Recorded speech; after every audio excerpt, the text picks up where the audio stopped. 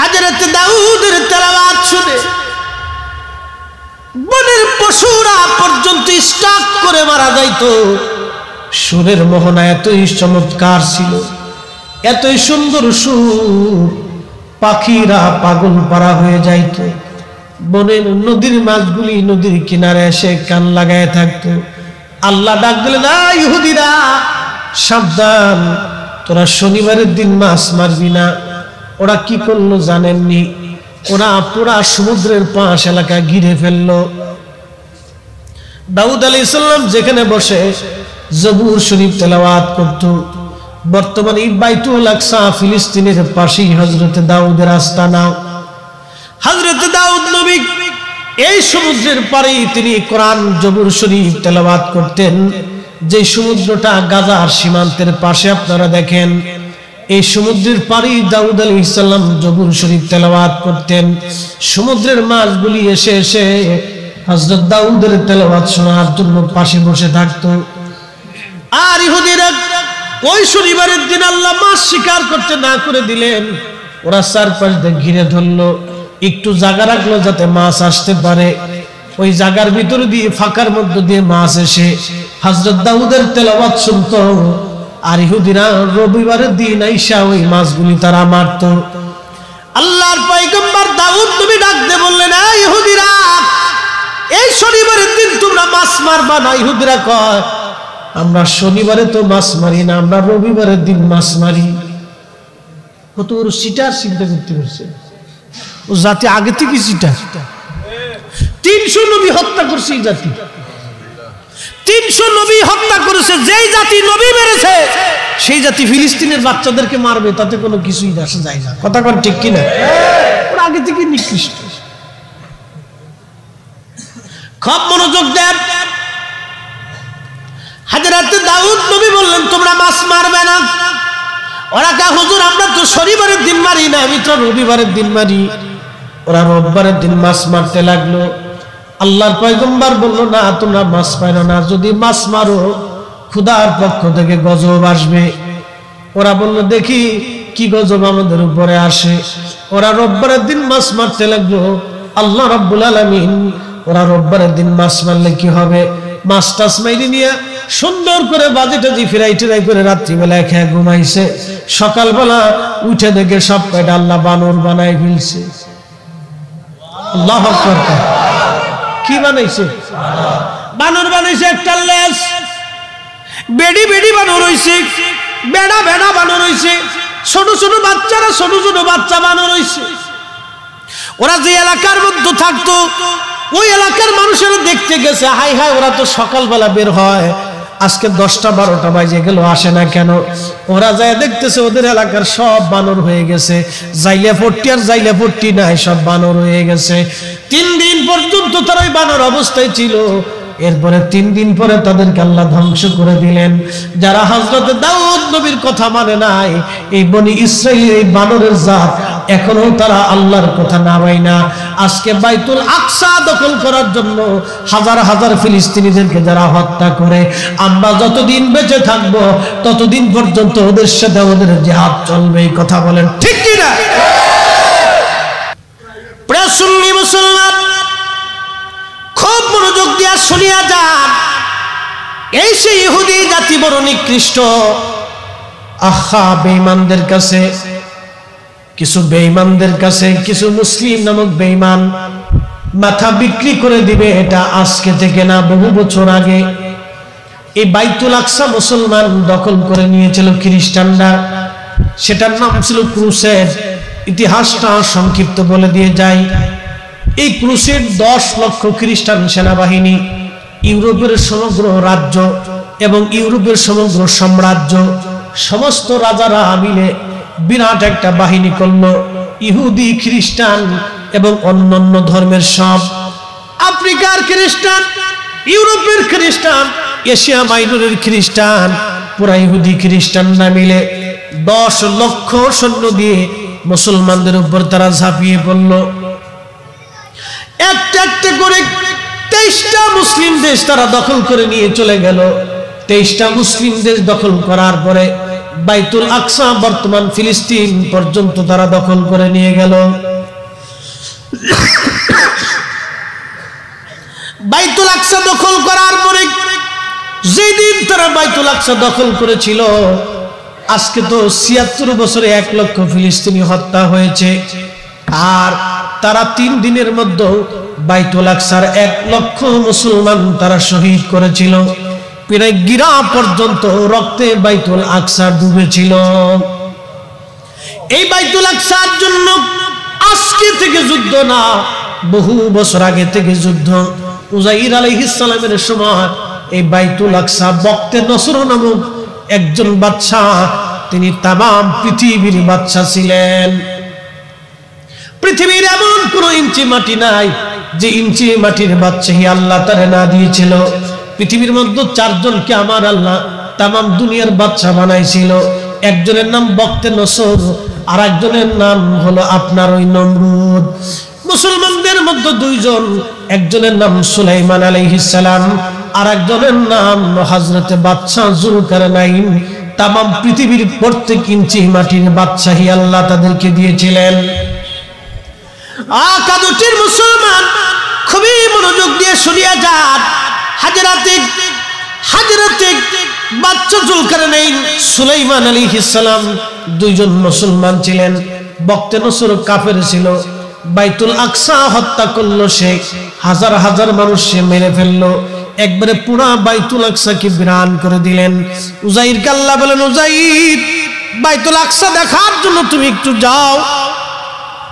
হযরত উজাইর আলাইহিস সালাম বাইতুল আকসা দেখার জন্য গেলেন। বাইতুল আকসা উনি যায় দেখলেন হাজার হাজার মানুষের লাশ পড়ে আছে, বাড়ি ঘর আগুন দিয়ে পুরানো হয়ে গেছে, কোনো মানুষজন নাই, কিচ্ছু নাই। গরু ছাগল হাঁস মুরগি ভেড়া বকরি সব মার্ডার, শুধু শিয়াল কুত্তে ঘুরতেছে, কোনো মানুষজন নাই। হযরত উজাইর ডাক কয়, রব এই বাইতুল আকসা শহরটা তো একবারে বিরান হয়ে গেছে, আল্লাহ এটা কি করে আবার নতুন করে শহর হবে?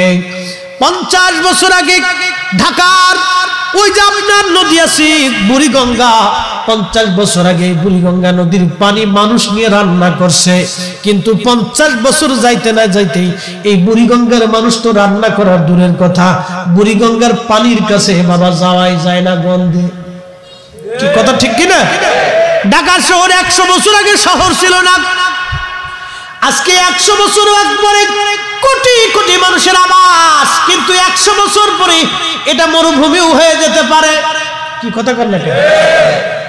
হযরত উজাইর ডাক দেখে, রব কি করে এটা আবার পুনরায় গঠন হবে? আল্লাহ বলেন, উজাইর তুমি দেখবা এটা আমি কি করে আবার পুনরায় গঠন করি।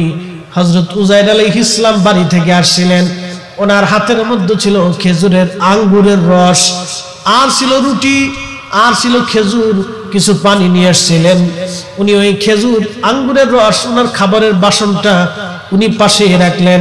ওনার গাধা ছিল, গাধাটাকে উনি ওই ওনার পাশে একটা গাছ ছিল, ওই গাছের ডালের সঙ্গে গাধার রশি বাঁধলেন।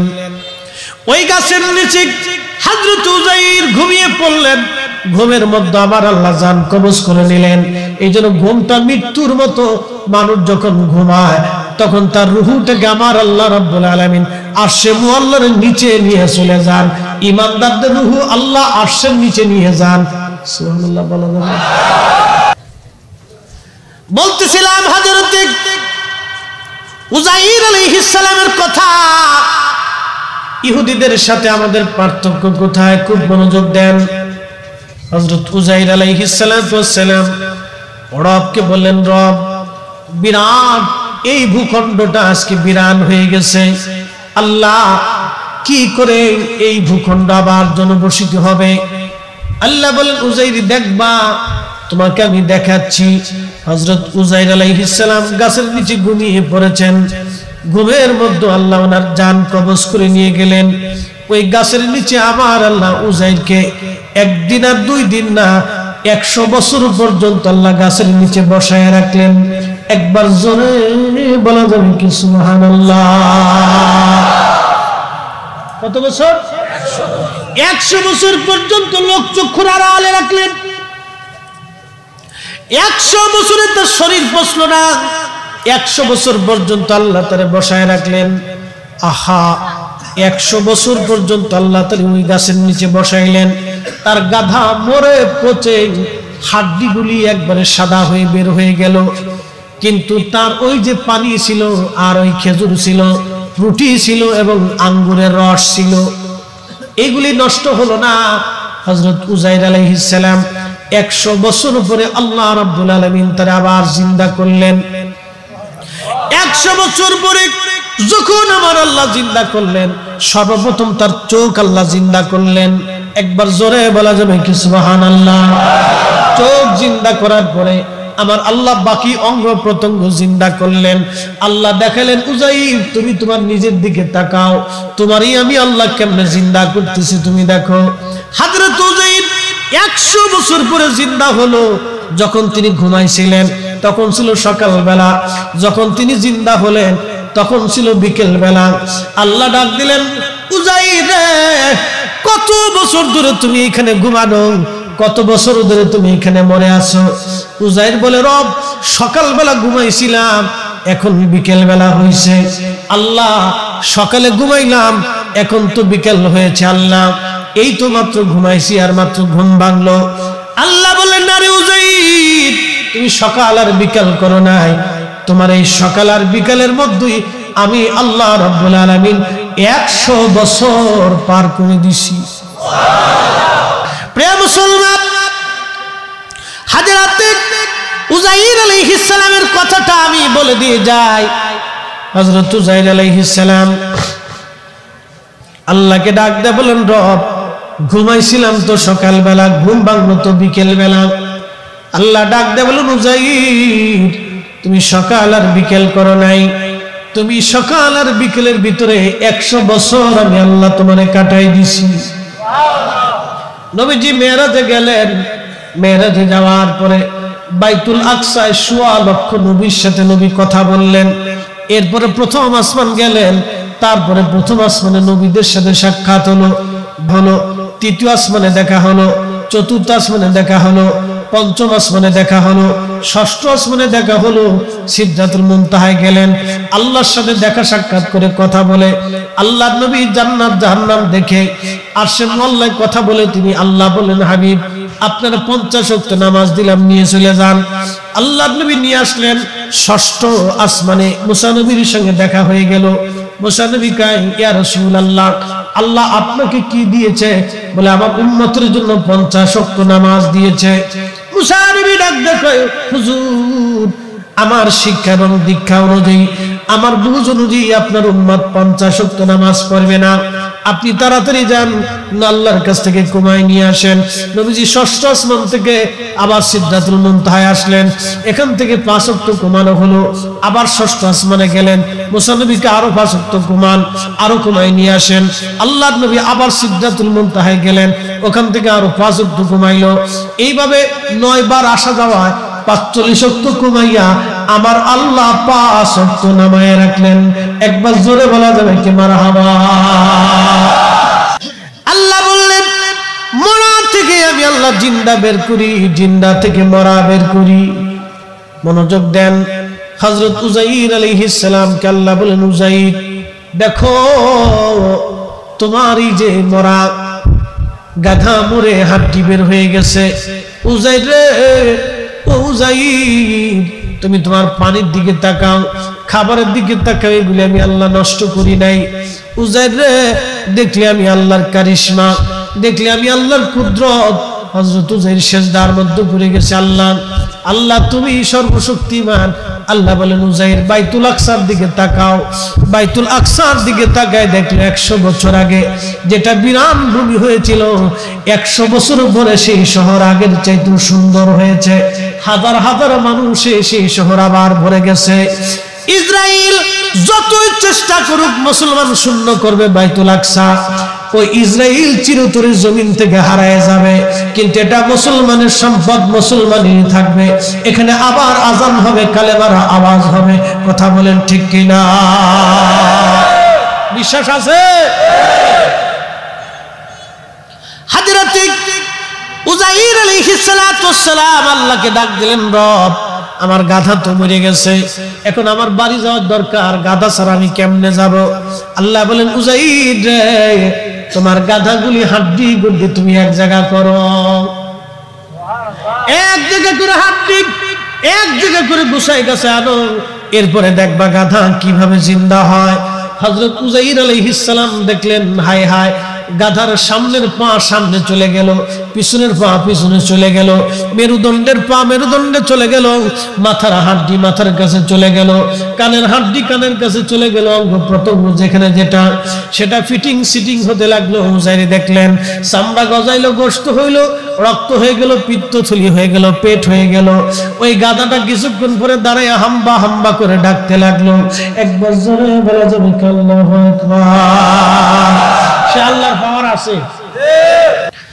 হযরত উযাইর 100 বছর পরে দেশে ফিরলেন, বাড়ি ঘর কিছুই চিনেন না। জিজ্ঞেস করে, উযাইর শুনছো গো, এই দেশে উযাইরের বাড়ি কোন জায়গায় বলো?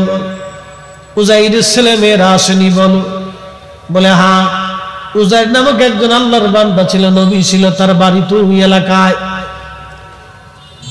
খুঁজতে খুঁজতে বাড়ি চলে গেছেন, বাড়িঘর চিনে নেয় না। 100 বছর পরে সব পরিবর্তন হয়ে গেছে। যায়া দেখে উযাইরের দাসী একবারে বুড়ি হয়ে গেছে, চোখে দেখে না। দাসী বসে বসে কাঁদতেছে। সালাম দিলেন, আর ডাক দে বলেন যে কি উযাইরের বাড়ি? দাসী ডাক দেখা, হা, কে আপনি গো? উযাইরের খোঁজ নেন, অথচ উযাইরের খোঁজ তো আজ পর্যন্ত কেউ নেয় না। বলে, আমি উযাইর, 100 বছর ধরে আমি মরেছিলাম, 100 বছর পরে আল্লাহ আবার জিন্দা বানাইছে। দাসী ডাক দেখা, হায় হায়, বলেন কি? 100 বছর পরে আল্লাহ আবার জিন্দা বানাইলো? কি করে বুঝবো? আমার উযাইর তো মুস্তাজাবাতুদ দাওয়া ছিল। উযাইর দোয়া করতে দেরি হইতো, দোয়া কবুল হইতে দেরি হইতো না। আপনি যদি উযাইর হন, আমি আপনার দাসী, আজ বৃদ্ধ হয়ে গেছি, বুড়া হয়ে গেছি, চোখে দেখি না। আপনি, আমি ল্যাংড়া হয়ে গেছি, চলতে পারি না। আপনি আমার জন্য দোয়া করে দেন। যদি রব আবার আল্লাহ আমার চোখ ভালো করে দেয়, যদি আমার পঙ্গুত্ব আল্লাহ ভালো করে দেয়, তাহলে আমি বুঝবো আপনি আল্লাহর নবী উযাইর আলাইহিস সালাম। একবার জোরে বলা যাবে আল্লাহু আকবার। হযরতে উযাইর দোয়া করে, রব আমার দাসীর চোখ তুমি ভালো করে দাও, আমার দাসী ল্যাংড়া ভালো করে দাও। দোয়া করার সঙ্গে সঙ্গে দাসীর চোখ ভালো হয়ে গেল, পঙ্গুত্ব ভালো হয়ে গেল। উযাইর টেনে উঠাইলেন, দাঁড়া করাই দিলেন। দাসী তাকায় বলে, হ্যাঁ ঠিকই তো, আপনি আমার মনি উযাইর, কিন্তু আপনার চুল দাড়ি তো কিছুই পাকে নাই, আমি বুড়ি হয়ে গেছি। একসাথে করবে। হযরতে উযাইর কাপড় খুলে দিলেন। তিনি কাপড় খুলে দেওয়ার পরে হযরত উযাইর আলাইহিস সালাতু ওয়াস সালামের ছেলে দেখতেছে, হ্যাঁ বাবার শরীরের মধ্যে একটা তিলক আছে। তিলক দেখার পরে ছেলে কাঁদতেছিল, আব্বাজান ঠিক আপনি ফিরে আসছেন, তবে আব্বাজান বক্তে নসর যখন বাইতুল আকসা আক্রমণ করেছিল, তখন তাওরাত কিতাব একবারে পুড়িয়ে ফেলেছিল। আর আপনার আব্বাজান, আমার দাদাজান, একটা তাওরাতের কপি মাটির নিচে তিনি লুকিয়ে রেখেছিলেন। আজকে তাওরাত হারিয়ে গেছে, আমরা তাওরাত কিতাব খুঁজে পাই না। আব্বাজান, আল্লাহ তো আপনাকে তাওরাতের হাফেজ করে বানাইছে, আপনি দয়া করে নতুন করে আমাদের সেই তাওরাত বের করে নিয়ে আসেন। আমার দাদা কোন জায়গায় তাওরাত রাখছিল আপনি ছাড়া কেউ জানে না, আপনি সেই তাওরাত কিতাব আপনি আমাদের বের করে নিয়ে আসেন। হযরত উযাইর আলাইহিস সালাম বলেন, ছেলেরা আসো, আমার আব্বাজান বক্তে নসরের ভয়ে মাটির নিচে তাওরাত রেখে দিয়েছিল, কারণ বক্তে নসর কাফের ছিল, বাইতুল আকসা দখল করে সমস্ত তাওরাত কিতাব পুড়িয়ে ফেলছে। আজ তাওরাত দুনিয়াতে কোনো তাওরাত নাই, 100 বছর মানুষ তাওরাত বিহীন হয়ে আছে। চলো আমি তাওরাত তোমার জন্য নিয়ে আসি। সবাই গেলেন, ওনার আব্বাজান যেখানে তাওরাত লুকিয়ে রাখছিলেন, হযরত উযাইর আলাইহিস সালাম সেইখান থেকে তাওরাত বের করে নিয়ে আসলেন। কিন্তু তাওরাতের কপি নষ্ট হয়ে গেছে মাটির কারণে। 100 বছর পর্যন্ত মাটির নিচে থাকার কারণে তাওরাতের লেখা আর নাই। হযরত উযাইর আল্লাহকে ডাক দিয়ে বলতেছে, রব, তাওরাত দুনিয়া থেকে হারাই গেছে, আপনি দয়া করে আমার স্মৃতির ভিতরে কালবে আবার তাওরাত জমা করে দেন। আমার রব্বুল আলামিন তার কালবের ভিতরে আবার তাওরাত জমা করে দিলেন। হযরত উযাইর আলাইহিস সালাম তাওরাত লিখতে লাগলেন। উনি সেই তাওরাত দিয়েছিলেন, এটাই সেই তাওরাত, এটার তাওরাত, সেই তাওরাত উযাইর আবার পাইলেন, ওনার কালবের ভিতরে আবার আল্লাহ জমা করে দিলেন। এসে ইহুদিরা বলতে লাগলো, উযাইর কোনো মানুষ না, উযাইর হলো আল্লাহর ছেলে, আল্লাহর বেটা, আল্লাহর সন্তান উযাইর, উযাইর কোনো মানুষ না। একবার জোরে বলা যাবে কি নাউজুবিল্লাহ? ওখান থেকে ইহুদিরা বলে উযাইর আল্লাহর ছেলে, উযাইর আল্লাহর ছেলে। ওইখান থেকে বলা শুরু করলো উযাইর আল্লাহর বেটা। এখান থেকে ইহুদিদের সাথে আমাদের মত পার্থক্য শুরু হয়ে গেল। আজ পর্যন্ত ইহুদিদের বিশ্বাস উযাইর আল্লাহর বেটা, আল্লাহর ছেলে, আর খ্রিস্টানদের বিশ্বাস ঈসা নবী আল্লাহর ছেলে। একবার জোরে বলা যাবে কি নাউজুবিল্লাহ? খ্রিস্টানরা বলে হযরত মারিয়াম আল্লাহর স্ত্রী আর ঈসা আলাইহিস সালাম আল্লাহর ছেলে। নাউজুবিল্লাহ কি আসছে না জোরে? ওদের ঈমান ঠিক আছে? ঈমান ঠিক আছে? নাই। কথা বুঝেন নাই? যারা বলে ঈসা আল্লাহর ছেলে তাদের ঈমান ঠিক আছে? যারা বলে মরিয়ম আল্লাহর স্ত্রী তাদের ঈমান ঠিক আছে? যারা বলে উযাইর আলাইহিস সালাম আল্লাহর বেটা ওদের ঈমান আছে? উযাইর আল্লাহর ছেলে, এটা ইহুদিদের বিশ্বাস। বুঝতে পারছেন? ওই সেই ইহুদি জাত এখন সেটা আয়েশা বাইতুল আকসার ভূমিতে 70 বছর ধরে তারা টার্গেট করতেছে এই জমিন দখল করার জন্য। এটা আশ্চর্য। ঘুমাইছেন আপনি, রূহ নিয়ে গেছে আরশে মুআল্লার নিচে, ওখান থেকে রূহটা আপনার শরীরে অ্যাডজাস্ট কাজ করতেছে না। সুবহানাল্লাহ বাড়ি যায় বললেন, অনেক বলা এই কুদরতের মালিক কে? আরশে মুআল্লার নিচ থেকে রূহ আপনার সাথে কাজ করতেছে, আপনি ঘুমোচ্ছেন। এই জন্য শরীয়ত মাসালা হচ্ছে, কোন ঘুমন্ত মানুষকে হঠাৎ করে ডাক দেওয়া রাসূল কারীমের নিষেধ আছে। ঘুমাই দিছে, হঠাৎ যদি বলেন ঠাট চলে তো দেখবেন ও ঘুম থেকে উঠে এই ছটফট করতে থাকে, মানে দিশে পায় না। ওই রূহটা হঠাৎ আসতে সময়ের প্রয়োজন হয়, কষ্ট হয়, সে একবারে দিশাহারা হয়ে যায়। এই জন্য ঘুমন্ত মানুষকে আপনাকে আস্তে আস্তে ডাকতে, এ করিম, এ রহিম, ওঠ ওঠ, আস্তে আস্তে ধাক্কা দিতে হয়, স্পর্শ করতে হয়, আস্তে আস্তে ডাকতে হয়, ঘুম থেকে আস্তে আস্তে উঠাইতে হয়। তাহলে এই ঘুম সে পারফেক্ট হয়, সে অতিষ্ঠ হয় না, ঘাম আসে না, পেরেশানি হয় না, চিন্তিত হয় না। একসাথে জোরে বলা যাবে মারহাবা। রূহ যে ঘুমাইলে তার শরীরে থাকে না, হঠাৎ করে ডাক দেওয়া, এটা হলো তার প্রমাণ। আল্লাহ রাসূল উম্মতের এখানেও সুন্নাত শিক্ষা দিয়ে গেছে। রাসূল কারীম কত বড় হিকমতওয়ালা, কত বড় ইলমওয়ালা। আনা মদিনাতুল ইলম, আমি রাসূল ইলমের শহর, ওয়া আলী বাবুহা, আমার আলী হচ্ছে তার দরওয়াজা। কোরআন বলতেছে কামা আরসালনা ফীকুম রাসূলাম মিনকুম ইয়াতলু আলাইকুম আয়াতিনা, আমার আয়াত আপনি তেলাওয়াত করে শোনাবেন, বুঝাবেন। ওই যাক্কিকুম, আমার বান্দাদেরকে আপনি পবিত্র বানাবেন। ওই আল্লিমুকুমুল কিতাব, কিতাব শিক্ষা দিবেন। ওয়াল হিকমা, হিকমত শিক্ষা দিবেন। ওই আল্লিমুকুম মা লাম তাকুনু তাআলামুন, আমার বান্দা যেটা জানে না আপনি নবী সেটা শিখাবেন। মানুষ যেটা জানে না নবী সেটা শিখাবে, মানুষ যেটা জানে না রাসূল সেটা শিখানোর জন্য আসছে। অতএব রাসূলুল্লাহর ইলম নিয়ে যারা প্রশ্ন, বর্তমান সমাজে ইহুদিদের চাইতে নিকৃষ্ট। আপনি খুশি হন সাথে বেজার হন, ওগুলো দেখার টাইম নেই। কোরআন যা বলবে আমি তাই মানব। আল্লাহর কসম, গলার মধ্যে ছুরি চালালেও কোরআনের বিপরীত যাওয়ার কোনো সুযোগ নাই। কথা কোন ঠিক কি না? কখনোই গেলেই ঈমান শেষ। ওয়া ইউআল্লিমুকুম মা লাম তাকুনু তা'লামুন, আল্লাহর জবানে, আল্লাহর কালামে, আল্লাহর ভাষাতে, আল্লাহর কোরআনে আল্লাহ তার নিজে নিজের জবান দিয়ে বলতেছে, হুজুর বান্দাকে তাহা শিখাবেন বান্দা যাহা জানে না, বান্দা যাহা জানে না আপনি সেটা শিখাবেন।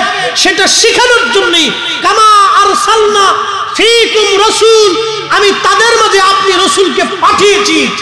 একসাথে বলা যাবে সুবহানাল্লাহ। বিজ্ঞান কোনোদিনও প্রমাণ করতে পারে নাই যে মানুষ ঘুমাইলে রূহ শূন্যে চলে যায়, কিন্তু 1400 বছর আগে রাসূল বলে গেছেন মানুষ ঘুমাইলে রূহ আল্লাহ নিয়ে যায়। ঈমানদারদের রূহ আল্লাহর আরশে মুআল্লার নিচে নিয়ে যায়, বেঈমানদের রূহটা নিকট আসমানের দিকে থাকে। মোহতারাম, এই জন্য ঘুম থেকে হঠাৎ ডাক দিলে বান্দা ছটফট করতে থাকে। এই জন্য আল্লাহ রাসূল ঘুমন্ত ব্যক্তিকে ঘুম থেকে উঠানোর সুন্নত আদর্শ নবী নিজে হাতে কলমে শিখিয়ে দিয়ে গেছেন। ইনি আমাদের নবী। এ রাসূলের প্রশংসা আমি কেন, আমার শত জনমও যদি আল্লাহ দিয়ে দেয় আর 1000 বছর যদি আমি তাফসীর করি, আল্লাহি বিল্লাহি মালিকের কসম করি যিনি হায়াত দিয়ে আমাকে পৃথিবীতে পাঠিয়েছেন, যে কোনো সময় হায়াত শেষ করে দিয়ে ডাক দিয়ে চলে যাবেন, সে আল্লাহর কসম করি যিনি আসমান জমিন কুল মাখলুকের মালিক, সে আল্লাহর কসম করি হায়াত শেষ হবে, আবার হায়াত হবে, আবার হায়াত শেষ হবে, আবার হায়াত হবে। 1000 বছর যদি তাফসীর হয় তো রাসূল করিমের শান বলে বলে শেষ করার মতো যোগ্যতা নাই। কথা কোন ঠিক কি না? আছে? জোরে বলেন আছে? নাই? তিনি আমাদের নবী। এক বাক্যে এক কথাই শেষ, আল্লাহর পরেই তার মর্যাদা। কি কথা বলেন? কার পরে? কার পরে? কার পরে? নবীকে এক পাল্লায় দিবেন, তামাম সৃষ্টি আর এক পাল্লায় দিবেন। 1.25 লক্ষ নবী এক পাল্লায় থাকবে, হাজারো বিলিয়ন ট্রিলিয়ন বিলিয়ন ট্রিলিয়ন কত ট্রিলিয়ন কত বিলিয়ন ফেরেশতা আমি বলতে পারবো না। আপনার ল্যাপটপে আপনার ক্যালকুলেটরে তার কোনো জায়গা হবে না, এত ফেরেশতা সব এক পাল্লায় দিবেন। তাদের জিকির, তাদের ফিকির, তাদের ইবাদত, তাদের বন্দেগী, তাদের সিজদা এক পাল্লায় দিবেন। সমস্ত জিন এক পাল্লায় দিবেন, তাদের সিজদা, তাদের ইবাদত, তাদের জিকির, তাদের ফিকির আর এক পাল্লায় দিবেন। সব নবী রাসূলদের জিকির ফিকির ইবাদত আর এক পাল্লায় দিবেন। সব মানব জাতির জিকির ফিকির ইবাদত আরেক পাল্লায় দিলেন। সৃষ্টির ভিতরে বিজ্ঞান বলেছে 4 লক্ষ প্রজাতির জীব আছে, 4 লক্ষ প্রজাতির জীব আল্লাহ আল্লাহ আল্লাহ আল্লাহ জিকির করে, ওদের জিকির আরেক পাল্লায় দিলেন। সপ্তম আসমান ও সপ্তম জমিনের ভিতরে যাহা আছে সব সৃষ্টির জিকির আরেক পাল্লায় দিবেন। আর আমার রাসূল করিম সাল্লাল্লাহু আলাইহি সাল্লামকে আরেক পাল্লায় দিবেন। নবীর ওজনের সমান হবে না, হবে না, হবে না। কথা বলো ঠিক না? তিনি আমাদের নবী। এই নবী নিয়ে কোনো বিতর্ক নেই। যারা করে বুঝবেন এটা শয়তান। আসতে বললেন কেন? জোরে বলে। যারা করে বুঝবেন এটা কি? এক পাল্লা শেষ। এত দলিলের দরকার? যদি আমি এই কথার আপনি চেঞ্জ করতে চান তো আপনি দলিল দেন। কিয়ামত পর্যন্ত টাইম দিলাম কাদুটি থেকে, একবারে কিয়ামত আপনার হায়াত পর্যন্ত চ্যালেঞ্জ দিলাম। যদি বলেন যে হ্যাঁ রাসূলুল্লাহর ইজ্জত এদের চাইতে কম, তো ডকুমেন্ট দেন, কিয়ামত পর্যন্ত শোনা। এত ঝগড়া করতে হবে রাসূল নিয়ে কারণটা আপনার বুঝে আসে না, সেটা সাথে আপনার বুঝের দোষ। আপনার আকলে কুত্তায় পেশাব করছে, সেটা আপনার আকলের দোষ। আপনি বুঝেন না, সেটা আপনার বুঝের দোষ। আপনার বুঝ আমাদের উপর চাপাই দিলে আমরা মাইনে নিব নাকি? কি কথা কন না? কখনোই না। মরে গেলুন। কথা ক্লিয়ার না? ভেজাল আছে? কষ্ট হচ্ছে আপনাদের? একবারে ক্লিয়ার, পরিষ্কার কথা। এর চেয়ে পরিষ্কার কথা আমার কাছে ভালো লাগলে মানবেন, তাহলে অসুবিধা নেই। নবী আপনার, কবর আপনার, প্রশ্ন আপনার, জবাব আপনার, হাসর আপনার, জিজ্ঞাসা আপনার, জবাব আপনার, দিয়েই তো জান্নাতে যেতে হবে। এত সহজ। রাসূল করিমের কদম ছাড়া, নবীর হামদের পতাকা ছাড়া, রাসূলুল্লাহর সুপারিশের পতাকা ছাড়া, আল্লাহি বিল্লাহি তাল্লাহি আসমান ওয়ালার কসম করি একটা উম্মত জান্নাতে যাবে না। যদি যায় তো প্রমাণ দেন। কিয়ামত পর্যন্ত টাইম দিছি। সারা কোরআন শরীফ খুলে দেবে, একটা আয়াত দিতে হবে। রাসূলুল্লাহর মাকামে মাহমুদ ছাড়া, হামদের পতাকা ছাড়া, সুপারিশের পতাকা ছাড়া, নবীর মাধ্যম ছাড়া কোন উম্মত জান্নাতে যাবে আমাকে দেখিতে। আল্লাহ সরাসরি বলে দিয়েছেন, হাবিব আপনি আগে জান্নাতের তালা খুলবেন, আপনি আগে আপনার উম্মত নিয়ে জান্নাতে যাবেন, আপনার আগে কেউ যাবে না। অর্থাৎ নবীর আগে কেউ হাসরের মাঠে জান্নাতের তালা খুলতে পারবে না। নবীর মাধ্যম ছাড়া কোনো উম্মত জান্নাতে যাবে না। এটাই আল্লাহ চূড়ান্ত সিদ্ধান্ত। যদি দলিল থাকে কিয়ামত পর্যন্ত সময় দিয়ে যাবে। কি কথা বলেন না? আমার ঝগড়ার দরকার আছে? দেন তো, কিয়ামত পর্যন্ত সময়। আমাকে তফসির করে আপনাকে বুঝাইতে হবে, দুনিয়া ডাইন বাম করে বুঝাইতে হবে। কে এত দায় ঠিকছে নাকি? এক বাক্যে শেষ। যদি থাকে তো আপনি দেন, হয়ে গেল। ওনাকে নিয়ে ঝগড়া করার কি আছে? উনি ঝগড়ার ঊর্ধ্বে, মেসালের ঊর্ধ্বে। নবীর সাথে কোনো তুলনাই চলে। কি কথা ঠিক কিনা? তুলনাবিহীন। ঝগড়া করলেই বুঝতে হবে তার প্রস্তুত হবে। আমরা বাঁচলেও নবীর পক্ষে, মরলেও নবী। কেউ আমাদেরকে বেদাতি বলুক, না ওই শিরিকি বলুক, না ওই সিন্নি পাটি বলুক, না জিলাপি ঘর বলুক, ও সাথে আমরা দেখার টাইম চাই। আল্লাহ বরাদ্দ রাখছে জিলাপি খাবো, রাখছে বিরিয়ানি খাবো, গরু জবাই দিয়ে বালা করে কইসে বিরিয়ানি রান্না করে খাবো। আল্লাহ দিছে রিজিক, খাইয়ে সাইরে দিয়ে লাভ কি? বিসমিল্লাহর সাথে খাবো, আলহামদুলিল্লাহ শেষ করে দিব। আমরা খাবো, তুই না চাইয়ে থাকবো। খারাপ কিছু কইছি? আমি তো ঝগড়ার কথা কই নাই। যদি পছন্দ না হয় তো চাই থাকবেন। আমরা আল্লাহ খাইতে দিচ্ছে, খাইতেই থাকবে। আল্লাহ কবুল করুক, বলে না। কষ্ট হচ্ছে? চলবে? একসাথে বলি তো আল্লাহু আকবার। সমস্ত ক্ষমতার মালিক আমাদের দেশে সনাতন ধর্মের যারা আছে, আমি কোন ধর্মকে কটাক্ষ করব না, কারণ কোন ধর্মকে কটাক্ষ করে দিনের দাওয়াত দেওয়া রাসূলুল্লাহ নিষেধ আছে। ওনাদের একটা বিশ্বাস হচ্ছে ওনাদের 33 কোটি দেবতা আছে। থাকতে পারে ওনাদের বিশ্বাস ওনাদের কাছে, ওটা আমার ফাংশন। আল্লাহ ওনাদের সঠিক বুঝ দিক, আমরা দোয়া করি। তো সনাতন ধর্মের যারা আছে তাদের 33 কোটি দেবতা। তাদের বিশ্বাস হচ্ছে 33 কোটি দেবতা 33 কোটি ধরনের কাজ করে। কিন্তু আমাদের বিশ্বাস আমাদের রব কয়জন? আরো জোরে। সব কিছু যিনি একসাথে নিয়ন্ত্রণ করেন তিনি কে? আল্লাহু লা ইলাহা ইল্লা হুয়াল হাইয়ুল কাইয়ুম। তিনি সে রব, তিনি ব্যতীত আর কোন রব নাই, ইলাহা নাই। তিনি চিরঞ্জীব, চিরস্থায়ী, শুরু নাই, শেষও নাই। কুল হুয়াল্লাহু আহাদ আল্লাহুস সামাদ লাম ইয়ালিদ ওয়া লাম ইউলাদ। একসাথে। ইহুদিদের সাথে আমাদের মত পার্থক্য কখন থেকে শুরু হলো? এবার আসেন, আমি উজাইরের ঘটনা বলতেছি। ওরা বলে বাইতুল আকসা ওদের, খ্রিস্টানরাও বলে ওদের, মুসলমানরাও বলে ওদের। এখন আপনাদেরকে প্রশ্ন করি, জবাব দিবেন। ইব্রাহিম আলাইহিস সালাম ইহুদি না মুসলমান? মিল্লাত আবিকুম ইব্রাহিম। আমাদের মিল্লাতের বাবাকে ইব্রাহিম আলাইহিস সালাম। ওই বুকে হাত বাঁধা এক মৌলবি ওয়াজ করছে, ইব্রাহিম ইহুদি, ইয়াকুব ইহুদি, সুলাইমান ইহুদি, দাউদ ইহুদি, মুসা ইহুদি, ঈসা ইহুদি। ওরে শতান কোথাকার, ওরে শটান করে জুতা দিয়ে কায়দা মতো একবারে পেয়াসায় বসাইতে হবে। কি কথা কর না কেন? এত দলিলের দরকার কি? তুই বুঝিস না, জানিস না, তুই ওয়াজ করতে আসিস না। কি কথা আমি খারাপ বলছি? তুই যে বিষয়ে জানিস না সেটা কইতে যাবি কি? আমার প্রশ্ন হচ্ছে, আমি যেটা জানি বুঝি আমি সেটা বলি, যেটা জানি না সেটা নিয়ে খুঁচাখুচি করতে যাবো কে? ও বুঝিস না, তুই আইসিস কে ওয়াজ করতে? ও ভারতের এক মনে, ও আগে কি ঘোড়ার ডিম বাংলা টাংলা পড়ছে, এই এখন বিরাট বড় ওই হেগার মোনাজার আজম হইছে আর কি। সূরা ফাতিহাও ঠিক মতো কইতে পারে না, বুঝতে পারছেন?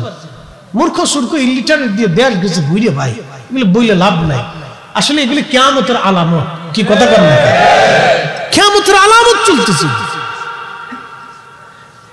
ওয়াসান্নাকুমুল মুসলিমিন,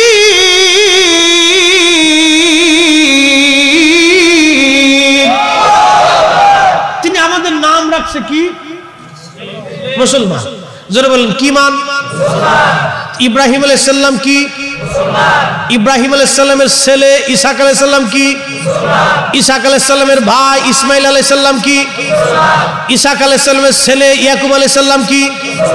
ইয়াকুব আলাইহিস সালামের ছেলে ইউসুফ আলাইহিস সালাম কি? তারপরে দাউদ আলাইহিস সালাম কি?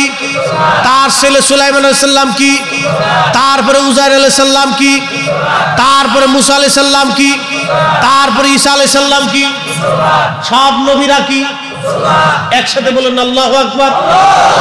আমরা কি? বাইতুল আকসা কাদের? বাইতুল আকসা কাদের? বাইতুল আকসা কাদের? বাইতুল্লাহ কাদের? মসজিদে নববী কাদের? ওরা এসে দখল করে নিয়ে, জায়গা দখল করিয়ে ওরা আজকে দখলদার হইয়া ওরা বুঝাইতেছে এর অধিকার আছে। ওরে শয়তান কোথাকার, অধিকার আছে। চোরে যদি আইসে চুরি করার সময় আমি যে চুরি করবো আমার অধিকার আছে, তো আপনি কি করবেন?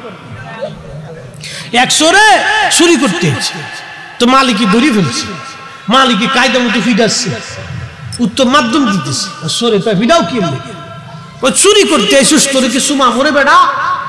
শোনো, আমি যে চুরি করতে এসি আমার ইচ্ছা এসি, আল্লাহর হুকুম ছাড়া গাছের পাতা নড়ে না, আমি আল্লাহর হুকুমই চুরি করবার আইছি। দলিল কি খারাপ দিছে? উরে সুরার সুরা, কত বড় যুক্তি সুরা, কি দলিল দিয়ে খারাপ করছে? মালিককে আরো কায়দা মতো ফিটাইতেছে, দলিল দেওয়ার পরে আরো ফিটাইছ। বুঝিস নি তোরে আল্লাহ চুরি করতে পাঠাইছে, আর আমার আল্লাহ তোর কিলাইতে দিচ্ছে।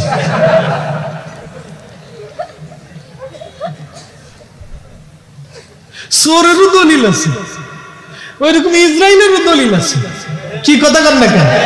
চোরের দলিল যেমন বনি ইসরায়েলে, বর্তমান ইসরায়েল আর আমেরিকার দলিল কেন?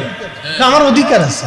তুমি আমার জায়গা দখল করিয়া, আমার মানুষ মেরিয়া, আমার মসজিদ দখল করে তোমার অধিকার আছে না? তোদেরকে থাকার জায়গা দিয়েছিল মুসলমানরা দয়া করিয়া। আমরা যেমন রোহিঙ্গাদেরকে দয়া করে থাকতে জায়গা দিছি, 50 বছর পরে যদি বাংলাদেশ দখল করে রোহিঙ্গারা তোরা বেরিয়ে যায় দেশ আমার, তখন আমরা দুঃখ ছাড়ার কিছু আছে? তো এরকম ইহুদিদেরকে জায়গা দিয়েছিল ফিলিস্তিনে, ওরা কয়টা ইহুদি মরে টরে যাবে, কোথায় খাবে, থাকবে, ঘুমাবে, দয়া করে ওদেরকে জায়গা দিচ্ছে। দয়া করে জায়গা দেওয়ার পরে ওরা কি করছে? এই আস্তে আস্তে আস্তে আস্তে আস্তে আস্তে আস্তে 10 লক্ষ ফিলিস্তিনের বাড়িঘর দখল করছে। আপনি কল্পনা করতে পারবেন ওরা কত বড় জুলুমবাজ, কত বড় জুলুমবাজ পৃথিবীতে। এই জুলুমবাজদেরকে আজকে পশ্চিমারা সাহায্য করে। যারা এত বড় জুলুমবাজদেরকে সাহায্য করে, ওরা যদি আমার দেশের দোস্ত হয় তো আমার দেশ বেশি খেয়ে ফেলাবে। বুঝতে পারছেন? এজন্য খুব সাবধান, যা করবেন খুব হিসাব কিতাব করে করবেন। আজকে কিন্তু লিবিয়ানরা বুঝতেছে জ্বালা কানে কয়। গাদ্দাফি ও দেশের জন্য সোনার হরিণ ছিল, এই বেচারারে খামাখা পশ্চিমাদের কথা শুনে মাইরিয়ে আজকে লিবিয়ানরা আজকে বুঝতেছে কি জিনিস, হারাইছে কি জিনিস। আমরা তো অনেক সময় মাথা মোটা বুঝি না, গুড়াটি হুজুকে মাতাল বাঙালি সিরে কান লিখেছে, একবারে দৌড় মেরে দিচ্ছে। সাবধান, ওই ভেজাল জঞ্জাল করিয়া আর একজনের গাড়ি বাড়ি ভাঙ্গে পুরায় কিন্তু আপনারা আবার জিহাদ করবার যায় না, এগুলি করেন না, কিন্তু এগুলি জিহাদ না। জিহাদ যদি দেখতে হয় তো আল্লাহ আজকে হামাসরা করতেছে, ওরা হলো অরিজিনাল জিহাদ। ওদের প্রত্যেকটা ফোঁটার রক্ত আল্লাহর জমিনে আল্লাহর দ্বীনের জন্য কাজে লাগতেছে। কথা বলেন ঠিক কিনা? একবারে নির্ভেজাল জিহাদে ওরা রত। আল্লাহ ওদেরকে সাহায্য করুক। আরো জোরে বলে না, কষ্ট হচ্ছে? এবার মেরাজ বুঝাই যাই। অ্যাটেনশন, 5টা মিনিট। নবীজি এই মসজিদে বাইতুল আকসাতে মেরাজে গেলেন। 1,24,000 নবী রাসূলগণ নবীজির পিছনে ইক্তেদা করার জন্য মসজিদে আসলেন। আল্লাহর নবী বাইতুল্লাহ থেকে রওনা দিলেন। এখান থেকে রওনা দিয়ে বাইতুল আকসায় গেলেন, 2 রাকাত নামাজ পড়াইলেন। তখনও শরীয়তে নামাজ আসেই যায়, কিন্তু নবী 2 রাকাত পড়াইছেন। একসাথে বলবেন মারহাবা। তখনও শরীয়তে নামাজ, নবীর ইলম বুঝে যান, তখনও শরীয়তে নামাজ আসেই। নবীজি তখন 2 রাকাত নামাজ পড়িয়ে ফেলেছেন। প্রশ্ন করে দিয়ে যায়, জিব্রাইল নামাজ শিখাইলেন না? নামাজ তখন আসেই নাই, 2 রাকাত নামাজ নবী নামাজ পড়িয়ে ফেলছেন। এই বিদ্যাটা বুঝে যাবে। জিব্রাইল বললেই নবী জানতো, জিব্রাইল না বললে নবী জানতো না, এই কথার তেমন কোনো শক্ত ভিত্তি নাই। জিব্রাইল ছাড়াও নবী জানতো। আলিফ লাম মিম, আলিফ লাম রা, তাহা, ইয়াসিন আনছে জিব্রাইল, কিন্তু জিব্রাইল নিজেও জানতো। পাঠাইছে কে? কার কাছে? যিনি পাঠাইছেন তিনি জানে, যার কাছে পাঠাইছেন তিনি জানে, মাঝখানে আর কেউ জানে। একসাথে বলবেন আল্লাহু আকবার। আমি কি করে আপনাকে নবীর শান বুঝাবো বলি? অ্যাটেনশন, মনোযোগ দেন। নবীজি মেরাজ করে জান্নাত জাহান্নাম ঘুরিয়ে টুরিয়ে দেখে টেকে আইসে আল্লাহর সাথে দেখা সাক্ষাৎ করে সপ্তম আসমান পাড়ি দিয়ে তখন অজুর পানি গড়ায়। না না, আসতে হয়ে গেছে, একসাথে বলে কিসের পানি গড়ায়? সৌদি আরবে মক্কায় গেছেন কে কে? একটু হাত উঁচা করেন তো। মক্কায় যারা গেছেন, আচ্ছা হাত নামান। মক্কার মাটি বাংলাদেশের মাটি একরকম, ওখানে পানি পড়লে কি গড়াইতে থাকে? বালিতে খায় না? নবীজি ওযু করতেছেন, পানি গড়াচ্ছে, ওযু করছেন, পানি গড়াচ্ছে, তার মানে কতটুকু সময়? 1 সেকেন্ড। 1 সেকেন্ড। বাংলাদেশে একটু সময় লাগবে 10 সেকেন্ড, 20 সেকেন্ড, 30 সেকেন্ড, 1 মিনিট ধরলাম। সৌদি আরবের পানি ওযু করতেছে, গড়াচ্ছে 1 সেকেন্ড। নবীজি মেরাজ করে আসছে, তখনও গড়াচ্ছে। আরো জোর, এবার আসেন। প্রিয় নবীজি বাইতুল আকসাতে, যেই মসজিদ নিয়ে আজকে যুদ্ধ, এই মসজিদে আল্লাহর নবী ইমামতি করলেন। 1.25 লক্ষ নবী এই মসজিদে এসে নামাজ পড়লেন। আরো জোরে। নামাজ পড়তে সময় লাগছে 2 রাকাত নামাজ পড়েছেন। নামাজ একামত দিয়ে 10 মিনিট। নবীদের নামাজ আর আমরার নামাজ তো এক নামাজ না। আমরা তো ভূতে পড়ি আর ভূত কই উঠি, ভূতে পড়ি আর ভূত, মানে নামাজে ফাল্লা দিতেছি, ভূত ভূত করে যায় আর ভূত ভূত করে যায় আর। এটা মুনাফিকের নামাজ। গণ গণ যেটা উডার নাম, এটা মুনাফিকের নামাজ, এটা ইমানদারের নামাজ নয়। ফাওয়াইলুল লিল মুসাল্লিন। আমরা কিছু নামাজ আছে, বিআই নামাজ, খাতিরের নামাজ, বিপদের নামাজ, সামাজিক নামাজ। শুক্রবারের যে নামাজ, এই নামাজ হলো সামাজিক নামাজ। সারা সপ্তাহে নামাজ পড়ে না, শুক্রবারের দিন গোসল মোসল করিয়ে একটু ফাঞ্জুমি গাই দিয়ে একটু সেন্ট পেন্ট মাইরি দিয়ে ভাব দিয়ে দিয়ে মসজিদে যে বসে দিচ্ছি। বিরাট বড় বুজুর্গ শয়তানে আসে, একটা বাপ রে বাপ, কত বড় দুলাভাই আমার, সাইজে বুঝিয়েছি। সারা সপ্তাহে নামাজ দেয়, ও এখন নামাজ হয়েছে। এটার নাম হলো সামাজিক নামাজ, ফাওয়াইলুল লিল মুসাল্লিন। আর এক নামাজ আছে বিয়েই নামাজ। বিয়ে জীবনেও নামাজ পড়ে না। নতুন আত্মীয় বাড়ি গেছে, বিয়েটা বিয়ে আহেনো নামাজ যাই চলেন যাই নামাজে, ঢাকায় বসে ঘুরতেছে। তাই চিন্তা করলো নামাজে যদি না যায় তো বিয়ে কি মনে করবে? এটা বিয়ের ডরে নামাজে গেছে, আল্লাহর ডরে না। আর একটা হচ্ছে সামাজিক নামাজ। সামাজিক বিচার সালিসে বসে সব গ্রামের মানুষ এক জায়গা, এখন ইমাম সাহেব বা চেয়ারম্যান সাহেব, মুরব্বী মাতুব্বর সাহেব বলতেছে আসেন, আজান দিচ্ছে, জোহরের নামাজটা পড়ে আসে। তো নামাজ পড়তে এসে অনেকে মুইতেও তো পানি নেই না। আমার দেশে অনেকে বিচার সালিস করে মুইতে পানি নেই। বিরাট বড় মাতুব্বর সাহেব, মনে কিছু নিয়েন না, কিন্তু দুঃখের সাথে বলতেছি, যে বেটা মুইতে পানিলে না, সে বেটা আল্লাহর প্রতি তার কোনো ডর নাই, ভয় নাই। এ তার বিচারের ভিতরে কোনো তাল বাতাল ঠিক নাই। ও টাকা পাইলে অন্যদিকে বিচার মেরে দিবে। হ্যাঁ, কি কথা কর না, আশা কথা হক কথা তিতে লাগে। হক কথা তিতা, বিচার কি করবে? সে মুতেই তো পারলে না, তো সে কি বিচার করবে? বিচার আমারে করতে দেন, আমার অন্তরে আল্লাহর ভয় আসবে। হুজুরে করতে দেন, ওনার অন্তরে আল্লাহ। 2 নম্বর বিচার যদি করে দিই, কিয়ামতের মাঠে কি অবস্থা? আমি আজকে এই সামান্য করে বিচার যদি স্বজন প্রীতি করে দিই, কিয়ামতের মাঠে আমার উপায় কি হয়? যাদের ভিতরে তাকওয়া আছে, বিচার তারা করে। মুতে পারি না, এটা বিচার কি করে? মনে কিছু নিয়ে না, এগুলো দুঃখের সাথে বলতেছি। অ্যাটেনশন, খুব মনোযোগ দিয়ে যে কথা বলছিল। হযরত উযাইর আলাইহিস সালাম, এদিকে ফিরে যায়। লম্বা কথা বাড়াইলে টাইম পাস হয়ে যাবে, সময় কম, কাজ বেশি। মাদ্রাসার ছাত্ররা ফাগরি ফুগরি পাইছে, মারহাবা কর। ফাগরি কয়জন? 5 জন। 5টা ছেলে কোরআনের হাফেজ হয়েছে। একসাথে বলবেন আল্লাহু আকবার। মাদ্রাসার বয়স কত? 40 বছর না? 40।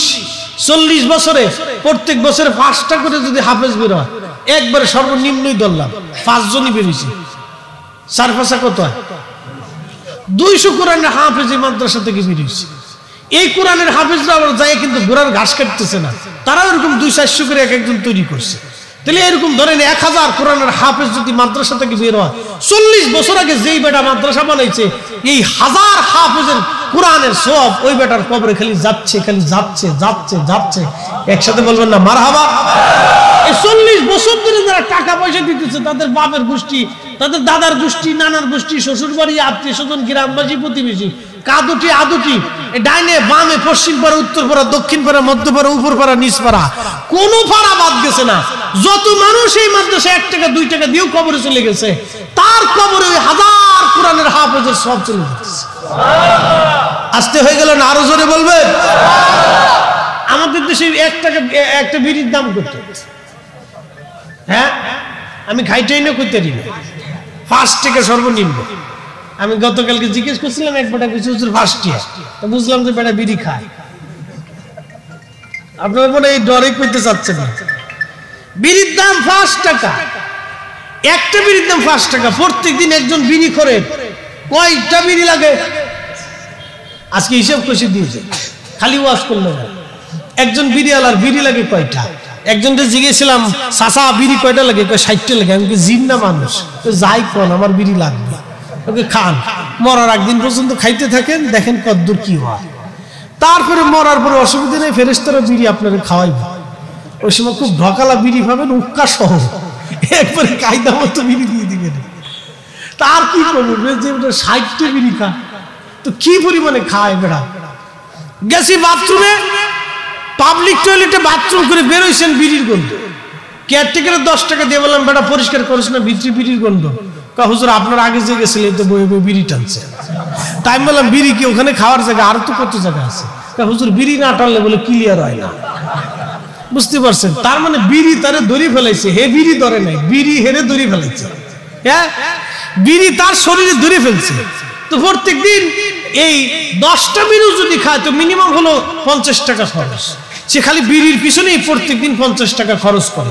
মাসে গেল 1500 টাকা, বছরে গেছে 18,000 টাকা। বছরে 18,000 টাকা সে বিড়ি খাইছে।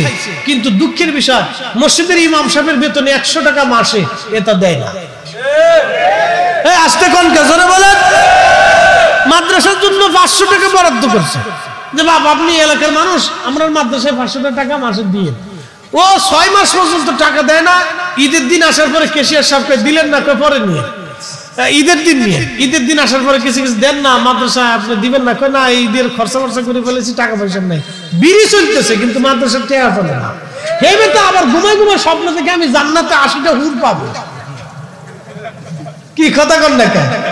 এই বেটা স্বপ্ন দেখে আমি মরে গেলে জান্নাতে আল্লাহ আমার 80টা হুর দিবি। শয়তানে আসে আর কয় তোরে হুর দিবি না কায়দা মতো। তো বিড়ি খাওয়ার পয়সা পাও, মাদ্রাসা মসজিদে দেওয়ার পয়সা পাও না, তোমার কি হুর আল্লাহ দিবে না? মরে দেয়। তো ভাই এগুলো দুঃখের সাথে বলতে হচ্ছে, আপনাদেরকে হিসাব কষে দিলাম। আমার দেশের মানুষ আমরা বেহুদা টাকা নষ্ট করি, কিন্তু আল্লাহ দ্বীনের জন্য খরচা করবার চাই না। এটা আমাদের অনেক বড় ব্যর্থতা। কথা কোন ঠিক কিনা? এগুলো বুঝে আমাদের যাওয়াটার জন্য একসাথে বলবেন কি আল্লাহু আকবার? না হয় না, আরো জোরে। 70 বছর ধরে ওরা চেষ্টা করতেছে এই বাইতুল আকসা দখল করবে, ফিলিস্তিনিদেরকে তাড়িয়ে দিবে। ফিলিস্তিনিরা তো হযরত ইব্রাহিম আলাইহিস সালামের বংশ, হযরত ইসহাকের বংশ, উজাইরের বংশ, মুসা, ঈসা, দাউদ, সুলাইমানের বংশ। আহা, এই মসজিদ যেই মসজিদে সুলাইমান আলাইহিস সালাম নামাজ পড়েছে, হযরত মুসা নামাজ পড়েছে, ঈসা নামাজ পড়েছে, মারিয়াম নামাজ পড়েছে, ইমরান নামাজ পড়েছে, জাকারিয়া আলাইহিস সালামগণ, বড় বড় নবীরা এখানে নামাজ পড়িয়েছে। শেষ সময়ে আমাদের নবী 1.25 লক্ষ নবীর ইমামতিতে রাহমাতুল লিল আলামিন ইমাম হয়ে 1.25 লক্ষ নবী একসাথে এই মসজিদে নামাজ পড়েছে। এই মসজিদকে নিয়ে যারা আজকে যুদ্ধ করতেছে, ওরাই হচ্ছে বর্তমান জমিনের শ্রেষ্ঠ মুজাহিদ। কথা বলেন ঠিক না বেঠিক? কোন সন্দেহ নেই। মুহতারাম উপস্থিতি, আল্লাহ আমাদেরকে বাইতুল আকসা ফিলিস্তিনের মুসলমানের পক্ষে থাকার তৌফিক দিন বলে না আমিন। প্রিয় উপস্থিতি, উজাইর আলাইহিস সালামকে আল্লাহ রাব্বুল আলামিন 100 বছর পরে জিন্দা করলেন, সন্তানদের মাঝে গেলেন, তাওরাত লিখে দিলেন। তিনি সেই উজাইর আলাইহিস সালাম এই মসজিদের ইমাম ছিলেন। এরকম বহু ঘটনা বনি ইসরাইলকে কেন্দ্র করে এই মসজিদে আকসাকে নিয়ে আসে, হাজার হাজার লক্ষ লক্ষ ঘটনা এই বাইতুল আকসাকে নিয়ে। এটা নতুন না, সাইয়্যিদুনা ইব্রাহিম আলাইহিস সালামের পর থেকে অদ্যাবধি পর্যন্ত এটা চলমান। অ্যাটেনশন, একটা লোক উঠবেন না, বসেন। আমাদের একটা বদ অভ্যাস, এক বক্তা চলে যাওয়ার সময় হলে আর এক বক্তার সময় খালি আমরা উঠা চলাফেরা করি। মনোযোগ দেন, আপনাদেরকে বলতেছি, এই বাইতুল আকসার আশেপাশে যারা যুদ্ধ করতেছে, আল্লাহ নবীর একটা সুসংবাদ। প্রিয় নবী বলেছেন, আমার উম্মতের ভিতরে একটা জমাত উম্মত যারা সব সময়ের জন্য শক্ত অবস্থানে থাকবে, বেদিন বাতিলের সাথে সারা জীবন জিহাদ করবে, তাদেরকে পৃথিবীর সমস্ত শক্তি চেষ্টা করেও নিবৃত করতে পারবে না। সাহাবায়ে কেরাম বলেন, হুজুর তারা কোন অঞ্চলের হবে? নবীজি বলেছিলেন বাইতুল আকসার আশেপাশে হবে। একসাথে বলা যাবে না মারহাবা? সারা পৃথিবীর শক্তি তাদেরকে ধ্বংস করতে পারবে না। ইসরায়েলের প্রধানমন্ত্রী বিনিয়ামিন নেতানিয়াহু বলছেন, হামাসকে চিরতরে আমরা ধ্বংস করব। ওরা যে অহংকার করেছে, আপনি অপেক্ষা করতে থাকেন, ওদের অহংকারের দিন শেষ হবে, ওরা এই জমিনে ধ্বংস হবে, মুসলমান আবার প্রজ্বলিত হবে, কালেমার দাওয়াত বুলন্দ হবে, আজানের ধ্বনি ফিলিস্তিনে চলতে থাকবে, বাইতুল আকসাতে নিয়মিত আজান একামত নামাজ হবে। এটি আমাদের বিশ্বাস। শত শত হাজার হাজার হাজার হাজার বছর ইতিহাসে আমরা দেখেছি এই মসজিদকে নিয়ে যুদ্ধ। শেষ সময়ে এই অঞ্চলেই দাজ্জালকে হত্যা করা হবে। দাজ্জালের প্রথম ফ্রন্টের সৈনিক হবে ইহুদিরা, আর হযরতে ইমাম মেহেদী আলাইহিস সালামের প্রথম ফ্রন্টের সৈনিক হবে এই ফিলিস্তিনিরা। একসাথে করে বলা যাবে না মারহাবা? কষ্ট হচ্ছে আপনাদের? তাহলে আপনারা কি দাজ্জালের সৈনিক হতে চান না ইমাম মাহদী? ইমাম মাহদী রাসূলুল্লাহর বংশ হবে, আল্লাহর নবীর বংশ হবে। রাসূল করিম সাল্লাল্লাহু আলাইহি সাল্লাম বংশ হবে হযরত ইমাম মেহেদী আলাইহিস সালামের রক্তে। সেই রক্তটা আসবে ইমাম হুসাইন রাদিয়াল্লাহু হাসান রাদিয়াল্লাহু আনহুমার রক্তের মাধ্যমে। ইমাম মেহেদীর সরাসরি রক্ত হবে। ইমাম মেহেদী সেই ব্যক্তি হবে 40 বছর উট দুম্বা ছাগল চড়াবে, দেশের মানুষ তাকে চিনবেই না। 40 বছর পরে আল্লাহ এক রাত্রে ইমাম মেহেদী আলাইহিস সালামের কলবের ভিতরে আমার আল্লাহ রাব্বুল আলামিন সমস্ত ইলম ঢুকাই দিবে। একসাথে বলা যাবে না মারহাবা? তো ইমাম মেহেদী আলাইহিস সালামের পক্ষে কথা বলে ঠিক না ভাই? ঠিক। তিনি আওলাদে রাসূল হবে। অ্যাটেনশন, 5 মিনিট একটা লোক নড়াচড়া করবেন না। কেউ যদি নড়াচড়া করেন চলে যান, তাহলে বুঝবো আপনি শয়তান, আল্লাহর দুশমন। একটা লোক যাবেন না, আমাকে 10টা মিনিট সময় আপনারা দিবেন। যদি কেউ চলে যান তাহলে বুঝবো আপনি আল্লাহর দুশমন। একটা লোক যাবেন না, 10টা মিনিট আপনি আমাকে সময় দিবেন। 10 মিনিট। এক লোক প্রশ্ন করেছেন, হুজুর হাত পাকে ভোট দিলে এই ভোট নাকি আমাদের নবী পাবে, এই নিয়ে আপনার মতামত কি একটু জানতে চাই।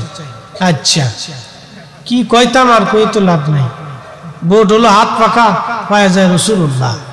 এগুলো সব অবান্তর শয়তানি কথা। কি কথা কর না কেন? আচ্ছা, আপনাদেরকে একটা প্রশ্ন করি, জবাব দিবেন। রাসূলুল্লাহ জীবনে এরকম ভোটাভুটি করছে?